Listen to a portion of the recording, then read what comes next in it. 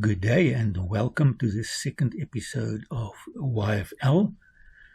And this is a audio only broadcast, but today I want to see if I can convince you to bust a myth that has to do with exercise and aging. Now you see these days, you often see on multimedia that someone talks about how you should do a squat or whatever after age 50 or 60. Now this is a myth, and here's why we must ditch it. You see, exercise for seniors is not a distinct category with distinct outcomes.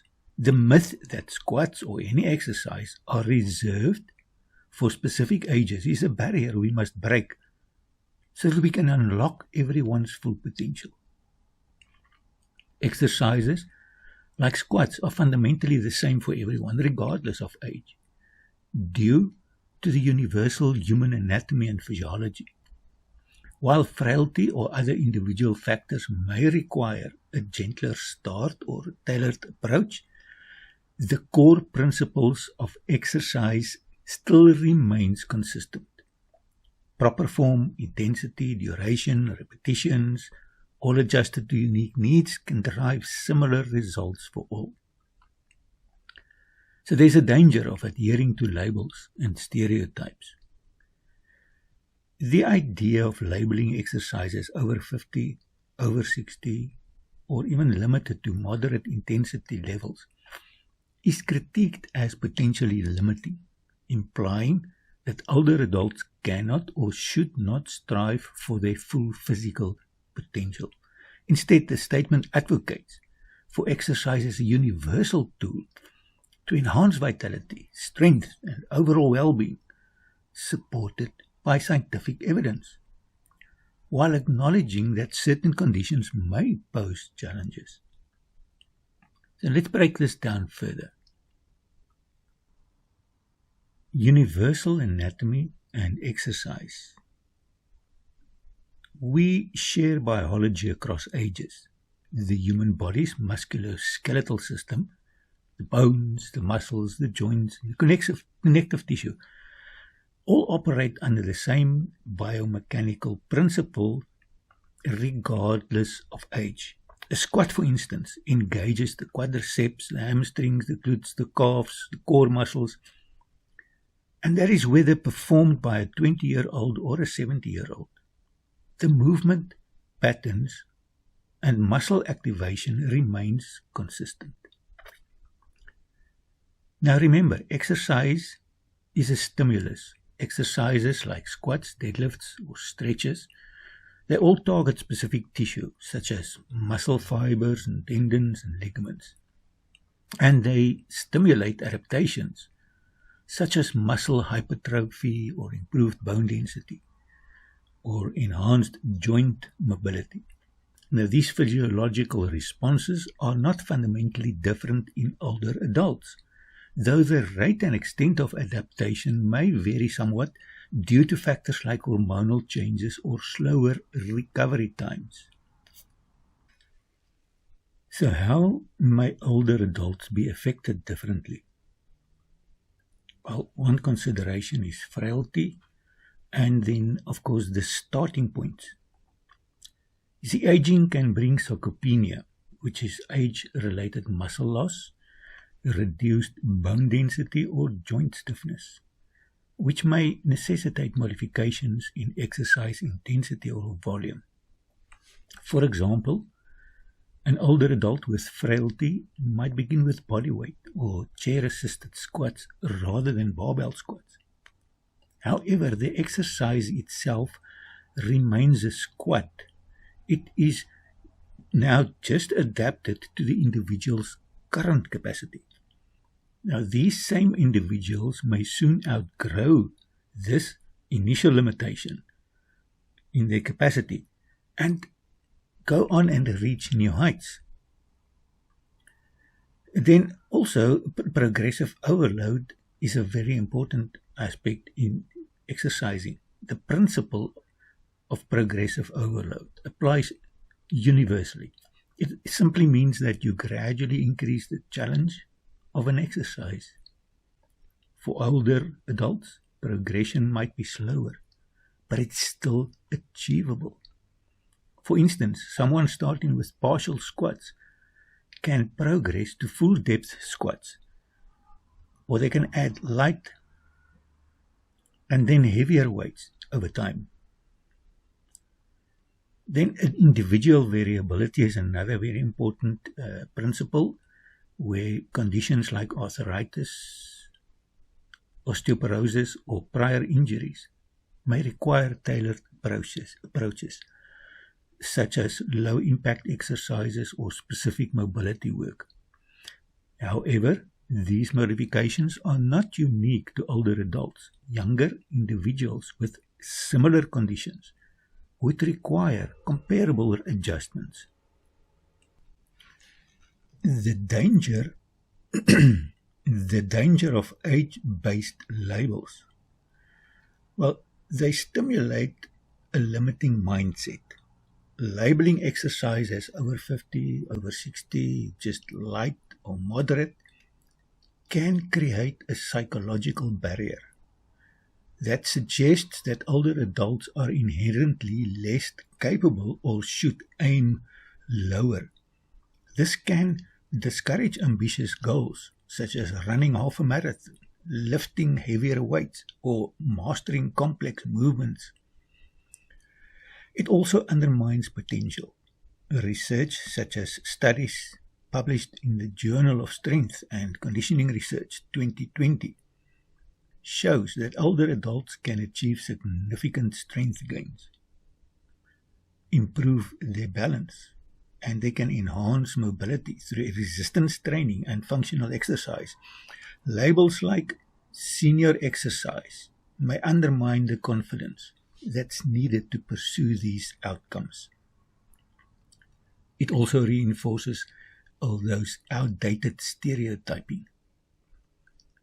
Such terms risk perpetuating stereotypes about aging, ignoring the fact that many individuals over 50 are capable of remarkable physical feats. For example, athletes in their 60s, 70s compete in events like CrossFit, powerlifting, or masters level sports, and that demonstrates that age does not inherently limit potential. Now, there's challenges and realistic expectations. So, what are barriers to exercise? Conditions like chronic pain, joint issues, or fatigue can make exercise more challenging for some older adults. These barriers require individualized strategies, such as physical therapy, aquatic exercises, or adaptive equipment, but they do not negate the value of exercise. Now, effort and commitment. Let's discuss that. The statement acknowledges that exercise requires effort, which can be daunting. However, the rewards, such as improved mobility, independence, and vitality, are just worth it. For example, a 2020 study in the Lancet Healthy Longevity found that older adults who engaged in regular physical activity reported higher life satisfaction, as well as functional independence. So, for those new to exercise or managing health conditions, starting with low-intensity activities, such as seated stretches or light walking, and then gradually increasing intensity, can build confidence and capability. And then there's the joy of movement. So the bigger picture, you see, beyond physical improvements, exercise fosters a sense of accomplishment, community, in group settings, for instance, as well as joy. Activities like dancing, hiking, or group fitness classes can be particularly enriching, combining physical benefits with social and emotional rewards.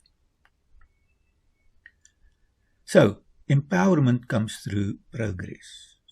And if we achieve milestones, such as lifting a heavier weight or walking a longer distance faster, and so more, it instills a sense of agency and vitality. Now, these outcomes are not age-specific, but universal to anyone who commits to consistent effort. And then, what about practical recommendations then? Well, start where you are. Assess current fitness levels and health conditions with a healthcare provider or a trainer. Begin with exercises that match your capacity, such as body weight movements or low-impact cardio. And then incorporate variety.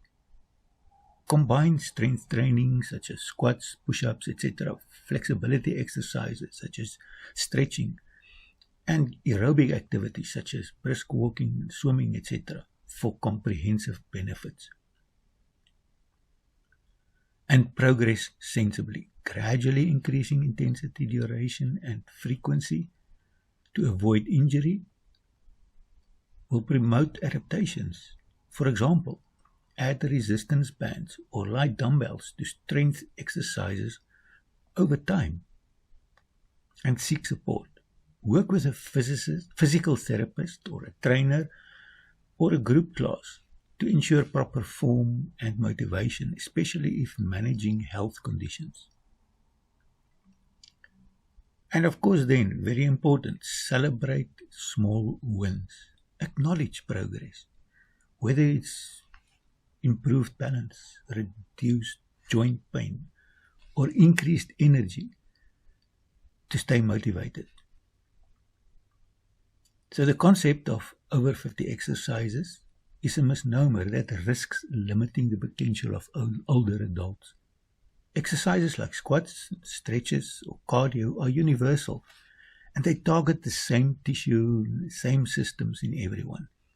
While aging may necessitate modifications or a slower progression, the fundamental benefits like strength, mobility, and balance and joy are achievable at any age. Science supports exercise as a cornerstone of healthy aging, enhancing physical, mental, and emotional well-being. So by rejecting age-based stereotypes and embracing effort, individuals over 50 can unlock their full potential, living more freely and vibrantly. So, your squat is as good as anyone else's squat. Just a minor adjustment can produce different outcomes or adaptations. And older adults must be aware of this, so they can ensure the squat or other exercise they do bring the desired results. So, age adjustment during exercise will certainly bring different results. And remember, is that really what you have in mind?